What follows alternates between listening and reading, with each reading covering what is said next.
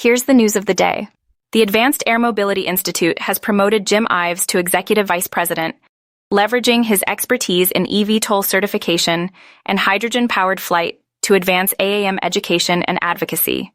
University Hospital Southampton's Helipad received a £153,000 help appeal donation for upgraded safety lighting, ensuring air ambulances can land safely at all hours. Cornwall Air Ambulance has accepted its second Leonardo AW169 helicopter, with medical outfitting underway and just £197,000 left to reach its fundraising goal. Babcock has appointed Tony March as CEO of Babcock Canada, succeeding Jerry McLean in March 2025, as the company focuses on growth in defense and emergency services. Future Flight Global and True Weather Solutions have partnered to enhance weather intelligence for advanced air mobility, aiming to improve flight safety, reduce delays, and support industry growth.